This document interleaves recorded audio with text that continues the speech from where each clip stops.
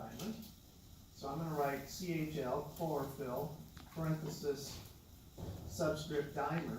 These are two chlorophylls that are so close together they're acting as one. Okay, this guy gets excited. So right here they're showing you it in its ground state. But they're not showing you the full picture. That's what I'm trying to fill in. When this thing gets excited by a photon of light, H nu, or an exciton, it will go to an excited state, which is P680 star, same thing as here. And then it will give off the electron, but they're not showing you that when it gives off that electron, then it's leaving behind a positive charge on the chlorophyll dimer. So we should call this P680 plus and an electron. Well, P680 plus, here's the electron going down here. It's hard to measure accurately the redox potential of this thing, but it is super high value. Remember I asked you, we had that table of redox half reactions for mitochondria. Remember the value for oxygen? It was something like what? 0.8 about. This thing is, instead of positive 0.8, this is positive 1.3. And back then I said oxygen's like, give me your electron. This is, give me your electron. There is nothing in biology that wants electrons more than this guy here. You do not mess with P680 plus.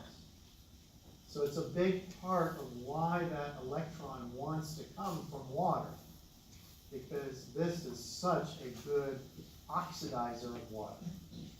You've got something, again, no one has ever measured anything on the planet in the biosphere that has a more positive redox value than P680 plus. So really, we should have P680 plus below on this diagram. Let's see, each one of these is 0.1. This is a positive 1.3, so it should be off scale down below. That's where the diagram should have the energy state way below on this slide of P680 plus. So when you pop that electron up, great, you've created a really mean guy. Somebody's going to take electrons.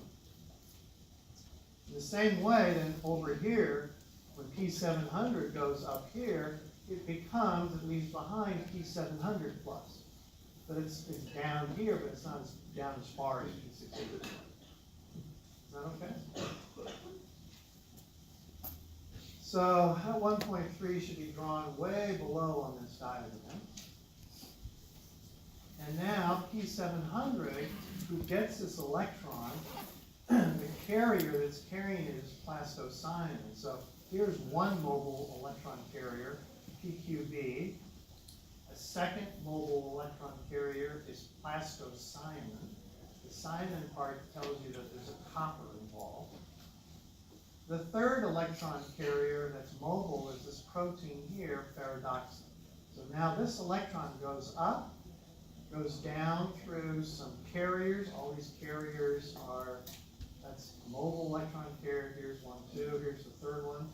Remember I said each compartment has a mobile carrier? These are the three carriers. I need you to know these. These are important parts of the circuit. Plastoquinone B carries both electrons and protons and can carry either one or two electrons. Plastocyanin can only carry one electron, period, no proton. Ferredoxin can only carry one electron, no proton. And now, the ferredoxin turns out to be able to do one of two things. It can go to an enzyme that makes NADPH. Remember we said the NADPH has to be made in a 3:2 ratio relative to ATP. This is the photosystem that's making the NADPH. Or the ferredoxin can go over here. We're not sure exactly where it binds, but it can send the electron over to the cytochrome B6F complex, because remember the ratio of ATP and NADPH has to be balanced. So it's a nice little regulatory system that says, hey, we already have enough NADPH, we need more ATP. But why is that? Because these photosystems here, photosystem 2 and 1, aren't necessarily getting the same amount of energy from the sun. Imagine there's a spring day, a cloud comes over and filters out some of the light that the plant is getting for each photosystem. So the photosystems have to be balanced in terms of, hey, photosystem 2, you're creating a proton gradient that's going to run the plant version of the ATP synthase. That creates the ATP. This guy over here says, I'm the only guy creating NADPH. So let's end today by thinking about how many excitons does it take to make one NADPH? Imagine this is a trick question.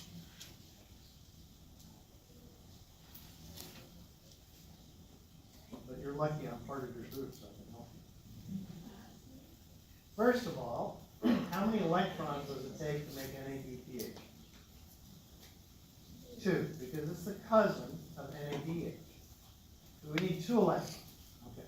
So let's figure out what happens, how many excitons it takes to move 1 electron over to NADPH. Well, it takes 1 exciton to pump this dimer electron up to here and over, correct? But it takes 1 exciton here to replace this guy so it can do it again. So it really takes 2 excitons to move 1 electron onto NADPH. So it's going to take 4 excitons to move 2. So the whole idea is you can't, the system started in its ground state. You have to have enough light to bring everything back to its ground state. Okay? So let's do this again. This guy here, we need 1 exciton to go up and over for 1 electron, but another exciton to replace that. So we need 2 excitons for just 1 electron. You're going to multiply it by 2 to do that twice. Cool? All right, so now you, refreshing your memory of how the Z scheme works. See you next time.